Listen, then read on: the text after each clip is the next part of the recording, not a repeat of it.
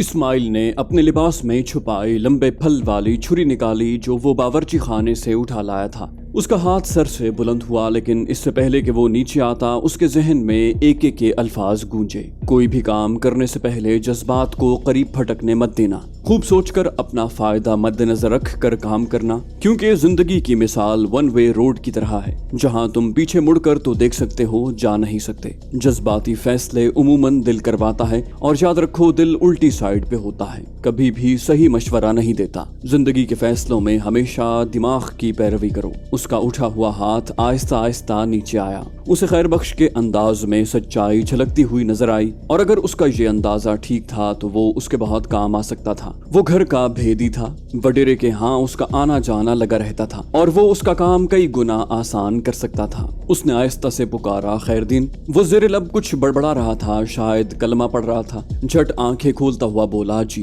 اسماعیل نے کہا، اگر تو نے دھوکہ دینے کی کوشش کی تو یاد رکھنا میں تیری آنکھوں کے سامنے تیرے سارے گھر والوں کو ذبح کر دوں گا۔ اسے اسماعیل کی بات سمجھ نہیں آئی تھی، بولا، دھوکہ؟ اسماعیل نے کہا، ہاں دھوکہ، کیونکہ میں نے فی الحال تیرے قتل کا ارادہ ترک کر دیا ہے۔ خیر دین بولا، غازی شاہ، رب سونا تجھے اپنے مقصد میں کامیاب کرے۔ اس کے لہجے میں زندگی کی رمق لوٹ آئی تھی۔ اسماعیل نے کہا، چل اٹھ پھر چلتے ہیں، ہمارے پاس ٹائم کم ہے۔ اس کی بات سن کر وہ اچھل کر کھڑا ہو گیا۔ چلو سائیں۔ اس کے لہجے میں عقیدت در آئی تھی۔ وہ اسی راستے پہ واپس چل پڑے جس پہ تھوڑی دیر پہلے اسماعیل اسے کندھے پہ اٹھا کر لایا تھا۔ مکانات کا سلسلہ شروع ہوتے ہی خیر دین رہنمائی کے لیے خود بخود آگے ہو گیا۔ اپنے گھر کے قریب سے گزرتے ہوئے اس نے پوچھا، سائیں اگر اجازت ہو تو میں گھر سے کلہاڑی لے لوں؟ ایک لمحہ سوچ کر اسماعیل نے اسبات میں سر ہلا دیا، لے لو۔ اجازت ملتے ہی وہ گھر میں داخل ہوا اور بغیر کسی تاخیر کے کلہاڑی کے ساتھ برآمد ہوا۔ ان کا سفر جاری رہا۔ ایک بڑی سی حویلی کے قریب سے گزرتے ہوئے خیرو آہستہ سے بولا، یہ وڈیرے کی حویلی ہے۔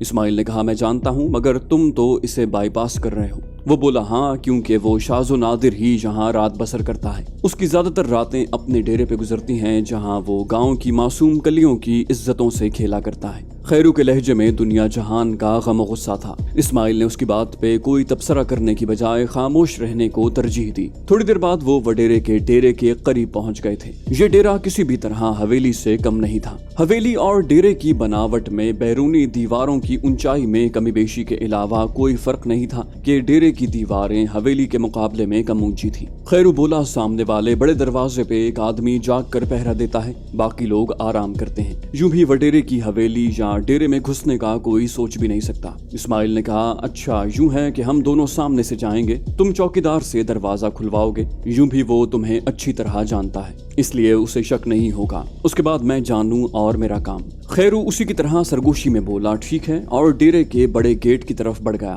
ٹھہرو، بات سنو۔ اچانک ایک خیال اسماعیل کے دماغ میں بجلی کے کوندے کی طرح لپکا اور اس نے خیر دین کو آگے بڑھنے سے روک دیا۔ جی سائیں۔ اس نے پوچھا، ڈیرے کے اندر کتے ہیں؟ خیرو بولا، اگر آپ کی مراد 4 ٹانگوں والے کتوں سے ہے تو وہ تو نہیں ہے، 2 ٹانگوں والے البتہ 5-6 موجود ہوں گے۔ اسماعیل نے کہا، پھر یوں کرو، دروازے کی بجائے دیوار سے اندر جاتے ہیں کہ دستک دینے سے کہیں تمام جاگ نہ جائیں، خامخواہ کام بڑھا دیں گے۔ وہ بولا، نہیں سائیں، گرمیوں کی رات ہے، تمام صحن میں سوئے ہوئے ہوں گے، دیوار سے اندر جاتے ہی ہم نگاہوں میں آ جائیں گے، باقی جہاں تک دستک دینے کا تعلق ہے تو اس کی ضرورت ہی نہیں ہے، کوئی نہ کوئی پہرے پہ لازمی ہوگا کہ یہ وڈیرے کا حکم ہے، اور جاگنے والے کے لیے ہلکا سا اشارہ ہی کافی ہوگا۔ اسماعیل نے کہا، پچھلی طرف سے اندر داخل ہوتے ہیں۔ وہ بولا، آخر سامنے کے رخ تو آنا ہی پڑے گا، چاند کی روشنی ہے، ہم دور سے ہی نظر آ جائیں گے۔ اسماعیل بولا، کافی تجربہ کار دکھ رہے ہو۔ اس نے دکھی لہجے میں کہا، ہاں سائیں، لڑائی بھڑائی کرنا تو نہیں جانتا، البتہ چوری چکاری کا ماہر ہوں، ساری زندگی اسی کام میں گزری ہے، کبھی اپنے لیے اور کبھی وڈیرے کے لیے۔ اس کی بات پہ اسماعیل سر ہلا کر رہ گیا۔ چند لمحوں بعد وہ بڑے دروازے کے سامنے تھے۔ دروازہ آہستہ سے بجا کر خیرو ہلکی آواز میں بولا، دروازہ کھولو بھائی، میں ہوں خیرو۔ اندر سے دھیمے لہجے میں پوچھا گیا، خیرو، خیر تو ہے؟ اور اس کے ساتھ ہی بغیر اس کا جواب سنے دروازے کی ذیلی کھڑکی کھل گئی۔ وہ خیرو کی آواز کو اچھی طرح پہچانتا تھا کہ اس نے مزید تصدیق کی ضرورت محسوس نہیں کی تھی۔ وہ بولا، خیریت ہے غفور بھائی، تم ذرا باہر آ کر بات سنو۔ وہ بولا، اندر ہی آ جاؤ نا۔ خیرو نے بے چینی ظاہر کی، نہیں اندر آنے کا ٹائم نہیں ہے، تم جلدی کرو۔ وہ بولا، اچھا آ گیا۔ وہ جھک کر کھڑکی سے نکلنے لگا۔ इस्माइल उस वक्त दरवाजे से हटकर खड़ा था। गफूरे को नजर नहीं आ रहा था और उसी लम्हे की ताड़ में था। इससे पहले कि वो मुकम्मल सीधा हो पाता, इस्माइल चील की तरह उस पे झपटा और एक हाथ उसके मुंह पर रख कर बाजू गर्दन में डाल दिया। गफूरा अपनी जान छुड़ाने के लिए तड़पा, मगर इस्माइल के सेहतमंद बाजुओं के सामने उसकी एक न चल सकी। इस दौरान खैरू खामोश खड़ा उन्हें देखता रहा, यहाँ तक कि गफूरे ने हाथ पांव ढीले छोड़ दिए। उसकी लाश को दीवार के साथ लिटाकर इस्माइल मुस्तफसिर हुआ, बाकी कहाँ होंगे? वो बोला, सब सहन में होंगे। इस्माइल ने पूछा, और वडेरा? वो बोला, उसके लिए हवेली की छत पे सोने के लिए जगह बनाई गई है। इस्माइल ने कहा, कहीं शोर की आवाज से वो जाग न जाए। खैरू ने कहा, लानती बेतहाशा शराब पी के सोता है, उसके बावजूद ये इम्कान मौजूद है कि वो शोर सुनकर उठ ही न जाए। वो गेट के सामने खड़े सरगोशियों में बातें कर रहे थे। इस्माइल ने पूछा, तो फिर क्या किया जाए? वो बोला, करना क्या है, अंदर घुसकर कुल्हाड़ियों से गर्दनें उतार देते हैं इन हरामजादों की। इस्माइल ने कहा, चलो फिर, और वो खिड़की के रास्ते अंदर घुस गए। डेरे का सहन काफी वसी था। अंदरूनी इमारत और गेट के दरमियान 4 चारपाइयां बिछी हुई थी, जिनमें सिर्फ एक खाली थी और वो गफूरे की ही हो सकती थी। इमारत का तर्ज तामीर सादा था। छत पे जाने के लिए चौड़ी सीढ़ियां बरामदे की एक साइड पे बनी हुई थी। वो दोनों शाना बशाना चलते हुए सोए आदमियों के करीब पहुंच गए। सोने वालों की कुल्हाड़ियां सरहाने की समत चारपाइयों के पायों के सहारे खड़ी थी। खैरू के पास अपनी कुल्हाड़ी मौजूद थी। इस्माइल ने वहीं से एक कुल्हाड़ी उठा ली। इस्माइल ने एक आदमी की तरफ इशारा करके खैरू को उसे हलाक करने की जिम्मेदारी सौंपी और दूसरे की गर्दन का निशाना लेकर अपनी कुल्हाड़ी बुलंद की। दोनों की कुल्हाड़ियां आगे पीछे नीचे आईं और 2 बंदों की गर्दनें आधी से ज्यादा कट गईं। दोनों के गलों से तेज खरखराहट निकली और वो जोर जोर से हाथ पांव छटकने लगे। तीसरा बंदा चारपाइयों की चरचराहट से जाग गया था। उसके मुंह से घबराई हुई आवाज निकली, कौन है, क्या है? मगर इस्माइल की कुल्हाड़ी ने उसे ज्यादा बोलने का मौका न दिया। तेज धार कुल्हाड़ी ने उसके सर को तरबूज की तरह 2 टुकड़ों में तकसीम कर दिया। उन्हें तड़पता छोड़कर खैरू सीढ़ियों का रुख करता हुआ बोला, चलो उस बड़े लानती के पीछे। इस्माइल को भी अंदाजा था कि उन तीनों के जिंदा बचने के इम्कानात 100 में से 0 थे। वो तेजी से सीढ़ियां फलांगते ऊपर पहुंचे। सीढ़ियों के खात्मे पे एक छोटा सा दरवाजा था, जिसकी बुलंदी छत की 4 फुटी दीवार के बकदर थी। तमाम कमरों की छत इकट्ठी होने की वजह से एक कुशादा सहन की सूरत इख्तियार कर गई थी। वस्त में एक बड़ी मसहरी रखी हुई थी। उनके ऊपर पहुंचते ही एक कमसिन लड़की मसहरी से नीचे उतरी। उसके बदन पे कपड़े का एक तार भी मौजूद नहीं था। बिलाशुबा वो खैरू की बेटी नादिया थी। वडेरा भी बगैर कपड़ों के बेसुध पड़ा था। लड़की सिसकती हुई खैरू से आन लिपटी। उसे एहसास ही नहीं था कि वो कपड़ों के बगैर है। शायद एक हवस परस्त की हवस ने उसके जहन से ये एहसास जायल कर दिया था। इस्माइल उसके बदन से आंखें चुरा कर मसहरी की तरफ बढ़ा। मसहरी के साथ रखी कुर्सी पर उसे जनाना कपड़े नजर आए, जो उसने उठाकर खैरदीन की तरफ बढ़ा दिए। इसे कपड़े पहनाओ। कपड़े उसके हाथ से लेकर खैरदीन अपनी बेहाल बेटी को पहनाने लगा, जो वालिद को देखकर जब्त के सारे बंधन तोड़ बैठी थी। इस्माइल ने कहा, खैरू से नीचे ले जाओ, मैं जरा वडेरे से 2 हाथ कर लूं। वो बोला, मगर साईं। वो शायद अपने हाथ से वडेरे का सर उतारना चाहता था, इसलिए उसने एतराज करने के लिए लब हिलाए, मगर इस्माइल कता कलामी करते हुए बोला, खैरू तुमने यहीं रहना है जबकि मैंने चले जाना है, इसलिए वडेरे को कत्ल करना बाद में तेरे लिए मुश्किलात खड़ी कर देगा। ये मासूम राज रखने के काबिल नहीं। इस्माइल का इशारा नादिया की तरफ था। वो बोला, आपने भी तो जुलेखा का बदला। इस्माइल ने उसकी बात मुकम्मल न होने दी और कहा, नहीं, मैंने तुम्हें माफ कर दिया है। एक लम्हा सोचने के बाद खैरू बेटी को साथ लिए सीढ़ियां उतरता चला गया। इस्माइल ने मेज पर रखा पानी से भरा जग उठाकर वडेरे पर उंडेल दिया। उसके होंठों से बेमानी सी आवाज निकली और वो हड़बड़ा कर उठ बैठा। चंद लम्हे बदहवासी के आलम में दाएं बाएं देखने और सर झटकने के बाद वो कुछ बोलने के काबिल हुआ। कौन हो तुम? उसके लहजे का तंतना खत्म नहीं हुआ था, मगर इस्माइल उसकी बात का जवाब देने के बजाय खामोशी से उसे घूरता रहा। वडेरे ने उठने के लिए पांव मसहरी से नीचे लटकाए। तुम्हें मेरी बात समझ में नहीं आई? यकदम उसे अपनी बरहनगी का एहसास हुआ और उसके साथ ही सूरत हाल की संगीनी उस पे वाज़ेह हुई। नादिया कहाँ है? तुम यहाँ कैसे आ गए? कहाँ मर गए हैं सब? इस्माइल बोला, हैदर अली शाह। नाम तो बहुत अच्छा है, मगर काम? शायद इब्लीस भी तेरी शागिर्दी पर फख्र करे। इस्माइल का वहशत से पुर लहजा ऐसा नहीं था कि वडेरे पर असर न करता। वडेरा मुकम्मल हवास में आते ही उसे पहचान गया। तुम गालिबन जुलेखा के घर वाले हो। इस्माइल बोला, खूब पहचाना, तेरे गुर्गे तो ना पहचान सके और गरीब बेखबरी में मारे गए। वडेरे ने जेरी बदन पर चादर लपेटते हुए कहा, जवान, शायद तुम मुझसे अच्छी तरह वाकिफ नहीं हो। इस्माइल बोला, तुम जैसे इबलीस से कौन वाकिफ नहीं होगा। ये कहते ही इस्माइल पीछे मुड़ा कि उसे पुश्त की जानिब से कदमों की चाप सुनाई दी थी, मगर खैरू को देखकर उसके तने हुए आसाब ढीले पड़ गए। खैरू, बड़े टाइम पर आए हो। वडेरा खुशी से चहका, मगर खैरू उसे नजरअंदाज करता हुआ इस्माइल से बोला, साईं, मैं बेटी को नीचे एक कमरे में बिठाया हूँ क्योंकि इस मलून की मौत का मंजर मैं अपनी आंखों से देखना चाहता हूँ। इस्माइल ने उसे दावत दी, चलो बिस्मिल्लाह पढ़ो। उसे कुल्हाड़ी सीधी करते हुए देखकर वो जल्दी से दोबारा बोला, गर्दन और सर को बचा के। वडेरा बोला, तुम अच्छा नहीं कर रहे गाजी शाह। वडेरे के लहजे में खौफ का अंसर नुमाया था, मगर इस हालत में भी उसने खैरू को दरखौर एतना न समझा था। खैरू उसकी बात पे तवज्जो दिए बगैर जारहाना अंदाज में उसकी समत बढ़ता रहा। वडेरा घबरा के उठ खड़ा हुआ, खैरू, तुम होश में तो हो? खैरू का जारहाना अंदाज देखते हुए वो घबरा के चिल्लाया, मगर खैरू ने मुतलक उसकी बात पे तवज्जो न की और उसके करीब जाके अचानक एक जोरदार वार उसकी पिंडली पे किया। एक करीह चीख वडेरे के होंठों से बरामद हुई और वो नीचे गिर गया। इस्माइल ने कहा, ठहरो खैरू, पहले इसका मुंह बांध लेते हैं, इसकी आवाज सुनकर कोई न कोई आ जाएगा। वो बोला, साईं, कोई भी नहीं आता। इस वडेरे से चीखों पुकार की आवाज आना मामूल की बात है। कभी मासूम बच्चियों की चीखें बुलंद होती हैं तो कभी मजलूम जवानों की। गोठ में कभी किसी ने कान नहीं धरे। आज इसका नंबर आया है तो भला कौन सुनेगा। ये कहते ही उसने तेज धार कुल्हाड़ी बुलंद की। इस मर्तबा वडेरे के दूसरे पांव का पंजा उसके पांव का हिस्सा न रहा। वडेरे के मुंह से निकलने वाली चीख पहले से बढ़कर थी। खैरू के दिल में पनपने वाली नफरत को इजहार का मौका मिल गया था। वडेरे का सारा वजूद लरजना शुरू हो गया था। बोला, मत मारो, खुदा के लिए माफ कर दो मुझे। खैरू ने उसकी चीखों पुकार पर ध्यान दिए बगैर एक मर्तबा फिर कुल्हाड़ी बुलंद की। निशाना वडेरे का हाथ था। वडेरा शिद्दत से जोर से उछला और खैरू की तरफ बढ़ने के इरादे से उठने की कोशिश की,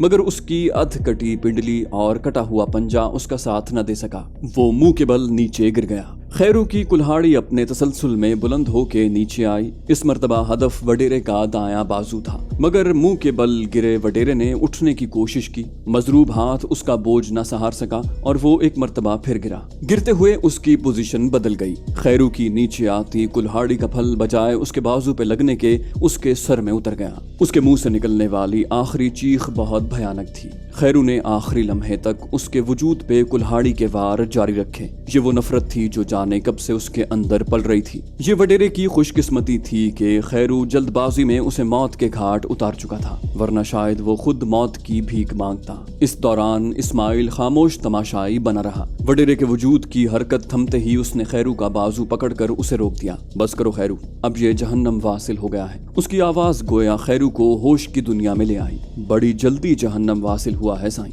इस्माइल बोला, गलती तेरी अपनी है मियां कि तुझे इसके सर और बाजू में फर्क नहीं नजर आया। वो बोला, अब क्या करें साईं। इस्माइल ने कहा, अब यूं करो कि अपनी बेटी को घर ले जाओ। मैं भी जाता हूँ अदा अनवर से रुखसत लेकर शहर का रुख करूंगा। तुम सुबह वडेरे के कत्ल का इल्जाम मेरे सर मुंड देना, वजह वही जुलेखा की मौत बताना। अपने घर वालों को भी असल बात बताने की जरूरत नहीं। लोगों को कहना कि मैं भी रात को डेरे पे ही सोया था और मेरे हाथों से तुझे तेरी बेटी ने बचाया है, और देखा जाए तो ये मुबालगा नहीं, हकीकत है कि तुझे तेरी बेटी की वजह से माफ कर रहा हूँ। वो बोला, साईं, अल्लाह आपको इज्जत दे, ये बता दो शहर तक कैसे जाएंगे आप। इस्माइल बोला, पैदल। खैरू ने कहा, नहीं, शहर काफी दूर है। आप ऐसा करें, इस डेरे पे वडेरे की 3 उम्दा नस्ल की ऊंटनियां मौजूद हैं। इनमें से एक तो ऐसी है कि तेज रफ्तारी में अपना सानी नहीं रखती और असील इतनी है कि कोई बच्चा भी आसानी से उस पे सफर कर सकता है, इसलिए बेहतर यही है कि आप उसी पे आज़िम सफर हो। इस्माइल ने कहा, चलो फिर यूं करो, अपनी बेटी को घर पहुंचा कर ये ऊंटनी तैयार करके अदा अनवर की जमीन पे पहुंचो। मैं अदा से अलविदाई मुलाकात करके वहां पहुंचता हूँ। पानी के 2 मशकीज़े और कुछ खाने को भी साथ रख लेना। खैरू पुर एतमाद लहजे में बोला, आप फिक्र न करें साईं। सीढ़ियां उतर कर खैरू का रुख तो उसके कमरे की जानिब हो गया जहां उसने अपनी बेटी को बिठाया था, जबकि इस्माइल तेज कदमों से अनवर के घर की तरफ रवाना हो गया। वहां से रुखसत होते वक्त अनवर को मिले बगैर जाना उसे मुनासिब न लगा। सर नतीजा सिफर ही है। आतिफ की समातों में इलियास की मायूस कुन आवाज गूंजी। वो उसकी हिम्मत बंधाते हुए बोला, चलो चंद दिन मजीद देख लेते हैं। इलियास बोला, जैसे आपकी मर्जी सर, वरना ऐसे कामों में जो कुछ होना हो बगैर किसी ताखीर के हो जाता है। आतिफ ने कहा, ये तो है। उसे इलियास की तायद करते ही बनी, अच्छा फिर निगरानी खत्म कर दो। उसे कहते हुए वो बमुश्किल फोन बंद कर पाया था कि घंटी दोबारा बची। वो अटेंडिंग बटन प्रेस करते हुए बोला, जी इमरान। उसकी आवाज आई, सर शमीम के पास आज वही मशकूक सफेद फार्म आदमी आया था। कहकर उसने एक गहरी सांस ली और एक लम्हा सोच कर बोला, दफ्तर में या? इमरान ने कहा, जी नहीं। उसने फोन करके उसे एक नजदीकी रेस्टोरेंट में बुलाया है। इस वक्त दोनों कोने की एक मेज संभाले सरगोशियों में मसरूफ हैं। आतिफ ने पूछा, क्या उनकी बातें सुनना मुमकिन नहीं? वो बोला, सर उसके नजदीक कोई ऐसी मेज नहीं जिस पे बैठ के उनकी गुफ्तगू सुनी जा सके। यूं भी वो बहुत आहिस्ता बात कर रहे हैं, बिल्कुल नए प्रेमियों के अंदाज में। आतिफ ने कहा, कहीं सचमुच यही चक्कर न हो। इमरान बोला, सर अंदाज और चीज है, तासुरात और चीज है। अंदाज उन्होंने बेशक मोहब्बत करने वालों का अपनाया हुआ है, लेकिन तासुरात कारोबारियों का सा है। आतिफ ने कहा, अच्छा कोशिश करना इस दफा ये निकलने न पाए। इमरान ने कहा, सर पहली दफा का निकल जाना भी इत्तेफाकन हुआ था, उसे तो अपने ताकुब का इल्म ही नहीं था। आतिफ ने कहा, कुछ भी है, हमारे हाथ से तो निकल गया था ना। इस दफा हर इम्कान मद्देनजर रख कर राजा जीशान को तुम्हारी तरफ भेज रहा हूँ। इमरान ने कहा, मैं ख्याल रखूंगा सर। ओके कहकर आतिफ ने राब्ता मुनक़ता किया और जीशान का नंबर डायल करके उसे इमरान के पास जाने की हिदायत की। ओके कहकर आतिफ ने राब्ता मुनक़ता किया और जीशान का नंबर डायल करके उसे इमरान के पास जाने की हिदायत की। जीशान के बाद उसने इलियास का नंबर डायल किया। कहाँ हो? वो बोला, सर बस थाने से निकलने ही लगा हूँ। आतिफ ने कहा, वहीं रहो, मैं तुम्हारे पास आ रहा हूँ। उसने पूछा, खैरियत सर? आतिफ ने कहा, आकर बताता हूँ। फोन बंद करके वो दफ्तर से बाहर निकल आया। थोड़ी देर बाद उसकी गाड़ी थाने की तरफ उड़ी जा रही थी। इलियास उसे थाने से बाहर इंतजार करता मिला। खैरियत तो है ना सर? वो बोला, हाँ खैरियत है। दोनों कैदी बाकी मुल्जिमान से तो जुदा रखे गए हैं ना? उसने कहा, जी सर। आतिफ ने कहा, उनसे कुछ पूछगिछ करनी है, थानेदार को बताना पड़ेगा। वो बोला, नहीं सर, मेरे और इरफान के बारे में उन्हें हिदायत देने वाले आप खुद ही हैं, सीधा उन्हीं के पास चलते हैं। आतिफ ने कहा, चलो फिर गाइड करो। और इलियास ने सर हिलाते हुए कदम आगे बढ़ा दिए। आतिफ को देखते ही उनके चेहरों पे शनासाई की चमक उभरी, मगर उन्होंने खड़े होने की जहमत नहीं की थी। दरवाजा खुलवाओ, तफ्तीश के लिए अंदर जाना है। इलियास सर हिलाते हुए चाबी लेने चल पड़ा और आतिफ उसकी वापसी तक उन्हें खामोशी से घूरता रहा। वो दोनों लाताल्लुकी से बैठे रहे। चंद लम्हों बाद ही इलियास एक पुलिस के सिपाही के साथ नमूदार हुआ। सिपाही ने खामोशी से दरवाजा खोला और वापस मुड़ गया। वो दोनों अंदर दाखिल हो गए। आतिफ उन दोनों के सामने चौकड़ी मार कर बैठ गया। अच्छा भाई कैसर, थोड़ी सी मालूमात दरकार थी, इसलिए आप लोगों को दोबारा जहमत देनी पड़ी। कैसर थूक निगलता हुआ बोला, जी। उसे शायद इरफान की तफ्तीश याद आ गई थी। आतिफ ने कहा, ये शमीम नामी कॉल गर्ल जो तुम लोगों के साथ पकड़ी गई थी, इसे तुम कब से जानते हो? वो बोला, तकरीबन साल 1.5 साल तो होने वाला है। आतिफ ने पूछा, तुम्हारे काम के बारे में वो जानती है? उसने कहा, नहीं सर। आतिफ ने पूछा, पहली मुलाकात कहाँ हुई थी? उसने कहा, एक रेस्टोरेंट में। पूछा, पहल किस जानिब से हुई थी? वो बोला, उसी की तरफ से हुई थी। मैं एक अकेली मेज पर बैठा हुआ था, वो अपनी जगह से उठकर मेरे पास आई, बैठने की इजाजत चाही, अकेले बैठने की वजह दरियाफ्त की, शाम के टाइम फारिग होने की नवीद सुनाई और ताल्लुकात बन गए। आतिफ ने पूछा, मुआवजा कितना लेती है? वो बोला, शुरू में 1-2 दफा तो मैंने जबरदस्ती कुछ रकम पकड़ा दी थी, बाद में ताल्लुकात के बलबूते पर मुलाकातें ही होती रही। आतिफ ने पूछा, ताल्लुकात के बलबूते पे? मैं समझा नहीं। वो बोला, उसका कहना था कि वो मुझे चाहती है और मुझसे मिलना ही उसका मुआवजा है। आतिफ ने पूछा, और तुम्हारा दोस्त नसीर? वो बोला, उसके चाहने का ये मतलब तो नहीं था कि मेरे अलावा वो किसी के पास नहीं जाएगी, ये तो उसका साइड बिजनेस है। हम दोनों मुआवजे से मुस्तस्ना थे और बस। यूं भी हमें उससे गरज नहीं थी कि वो क्या करती है, किसके पास जाती है। इसी तरह उसने भी कभी हमारे किसी और को बुलाने पे एतराज नहीं किया। आतिफ ने इसी तरह के चंद और सवालात किए और इलियास को चलने का इशारा करता हुआ हवालात से बाहर निकल आया। थोड़ी देर बाद वो थानेदार के ऑफिस में था। वो आतिफ का सूरत आशना नहीं था, मगर दोनों चंद मर्तबा फोन पे गुफ्तगू कर चुके थे। थानेदार बड़ी अकीदत से उन्हें मिला। रस्मी गुफ्तगू के बाद आतिफ बराह रास्त मतलब की बात पर आ गया। इंस्पेक्टर साहब, दोनों आदमी हमारी तरफ से फारिग हैं। इनके हालिया जुर्म से तो आप वाकिफ हैं, बाकी जराइम की तफसील मैं आपको भिजवा दूंगा। आप अपनी तसल्ली भी कर सकते हैं, हमारी तरफ से कोई ममानियत नहीं। वो ममनूनियत से बोला, बहुत मेहरबानी सर। आतिफ ने कहा, ओके फिर हमें इजाजत। मगर थानेदार ने चाय पिलाए बगैर उन्हें जाने की इजाजत न दी। थाने से बाहर आते ही इलियास के दिल में छुपा सवाल होंठों पे मचला। सर मुझे इस सवाल और जवाब की समझ नहीं आई। आतिफ ने कहा, इलियास, शमीम नामी औरत मुझे मशकूक नजर आ रही है और उन दोनों की बातचीत से भी इसकी तस्दीक हो गई है कि उसका काम उन पे नजर रखना था। इलियास ने कहा, मगर उसे तो आपने रिहा नहीं कर दिया। आतिफ ने कहा, बिल्कुल, क्योंकि बज़ाहिर वो मशकूक नजर नहीं आ रही थी, अलबत्ता उसकी निगरानी करवाना मैं नहीं भूला था और नतीजा सामने है। इलियास ने पूछा, सर कौन सा नतीजा? आतिफ ने कहा, एक मशकूक गैर मुल्की से उसका मेल जोल नोट किया गया है। इलियास ने पूछा, सर वो उसका गाहक भी तो हो सकता है। आतिफ ने कहा, इलियास मियाँ, इतना अंदाजा तो हमें भी है, लेकिन गाहक घंटा घंटा भर रेस्तोरां में बैठकर राजो न्याज नहीं कर सकता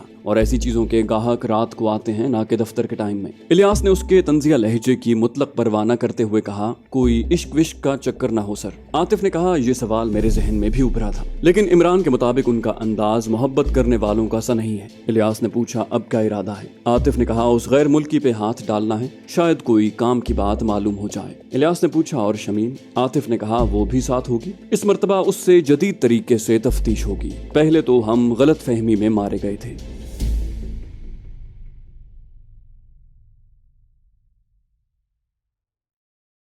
तो दोस्तों, ये थी हमारी आज की एपिसोड। उम्मीद करते हैं आपको हमारी कहानी पसंद आई होगी। जाने से पहले इस वीडियो को लाइक कीजिए और शेयर करना मत भूलिए। कमेंट करके हमें बताइए कि आपको हमारी वीडियो कैसी लगी, और अगर अभी तक आपने इस चैनल को सब्सक्राइब नहीं किया तो इसे सब्सक्राइब कीजिए और बेल आइकन दबाकर ऑल नोटिफिकेशंस ऑन कर लीजिए।